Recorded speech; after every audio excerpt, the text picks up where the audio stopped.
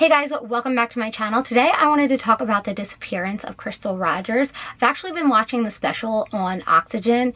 If you guys get a chance, it's kind of long. There's like 6 episodes or something. Really recommend watching it, but if you want the lowdown, watch this video.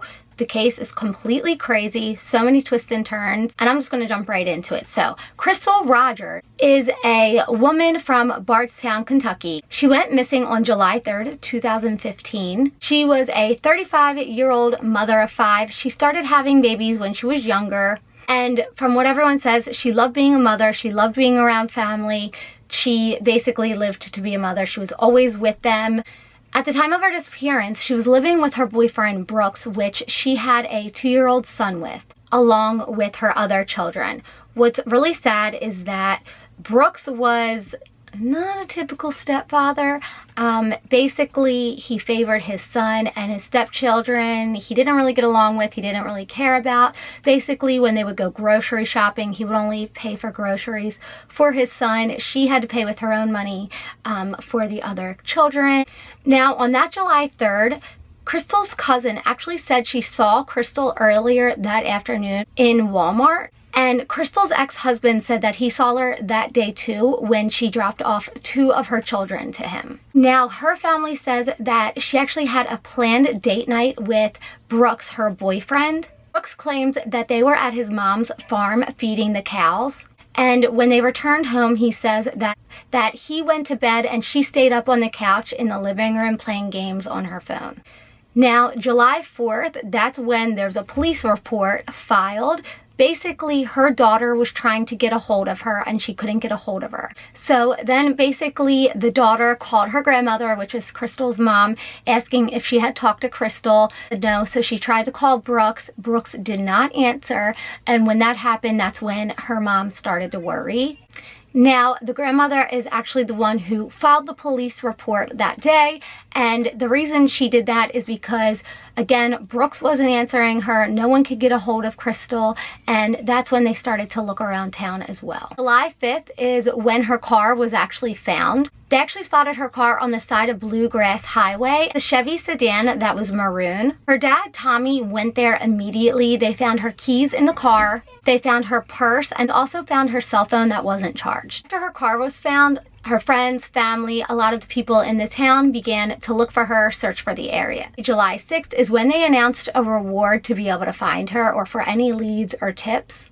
The next day, July 7th, is when the police finally interviewed Brooks. And this is where the weirdness begins. Basically, Brooks talks about a disagreement that they had around involving the kids and that it wasn't anything too big or like too concerning. And then during the interview, Brooks's brother, who's a police officer, Nick, called and basically said to get up and leave right away. That interview, he doesn't need to be there, don't give any information, and it just almost seemed fake if you ask me.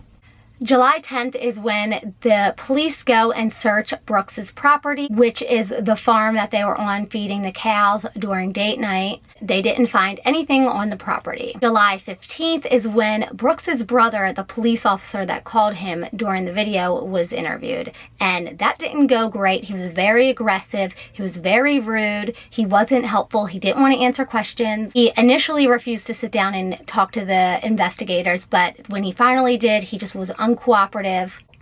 Ultimately, the police that Nick worked for ended up firing him because as a police officer, why wouldn't you want to help your own people in finding this person? In October of 2015, Brooke is finally named a suspect, but he's never been arrested or charged. August of 2020, the FBI finally takes over the case. They ended up executing 9 search warrants, and they ended up conducting more than 50 interviews. Something else that's really important to know too is that a white Buick ended up becoming really important during this case because it was actually on the farm the night that Crystal was last seen and last alive. And Brooke's grandmother actually owned a car of this make and model that was on the farm, and she ended up actually selling it as soon as it became of some importance. ended up finding this car, locating it, subpoenaing the grandmother. And basically now they're testing it, and a judge later ruled to keep all the information confidential. Now, Crystal's dad was nonstop in this case. Before the FBI got involved, literally nothing really happened. It was kind of just forgotten about, you know what I mean? Like, the police didn't really do much. Another investigator went in and said that her car that was found, it wasn't even tested. There's no traces or significance that would prove that there was luminol in it to look for blood or any type of DNA, fluids, anything like that. And they actually gave the car back to Crystal's mom.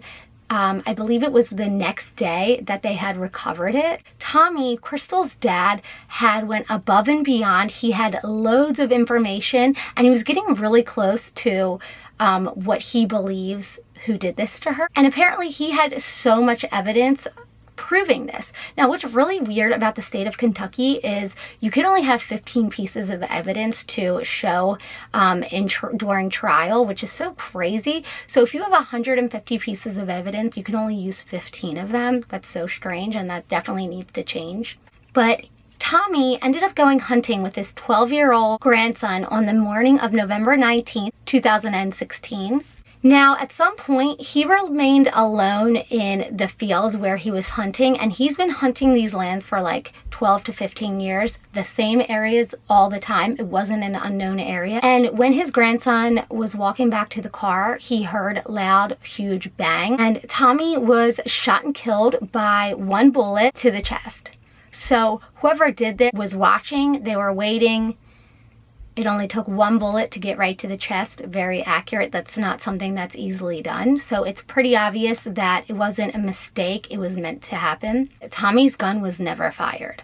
So they believe that it goes back to possibly Brooks and Nick, his brother, because obviously Brooks spent time with Crystal's family. She knew his regular routine, where he hunted, things like that. What else is really weird is there's other unsolved murders in this town, and it's a really, really small town. One being of Officer Jason Ellis. He was actually ambushed after work, and he was shot multiple times and left for dead. He was coming home from work on a secluded road that had a lot of woods, and there was a huge tree limb branch thing in the road that was obstructing him to keep driving. And so he got out of the car to go move him, and he was shot to death. And what's really interesting is that he actually worked with Nick on this same police force. Then almost a year later, in 2014, there was a really brutal murder, and it was of a 48-year-old teacher, Kathy Netherland, and her daughter, who was 16 years old, named Samantha.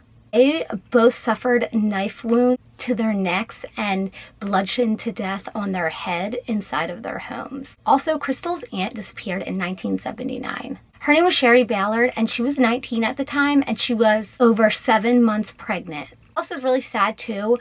Signs around town looking for Crystal and bringing attention and awareness to it have gone missing. And Brooks's current girlfriend, Crystal Alpin, actually was arrested because she was caught on camera ripping down the signs. Some people speculate that it could have something to do with the cartel, maybe Brooks being involved, maybe Crystal knowing something about it, the guy that's on his police force knowing too much and them taking care of it. All different speculations. So they have found human remains, but they haven't released yet if it's hers or not. I feel so bad for this mother. When you watch the Oxygen docu-series, she just has this tiny little voice, and you could just see the look of sadness on her eyes. You could just feel it in your soul, how she's feeling.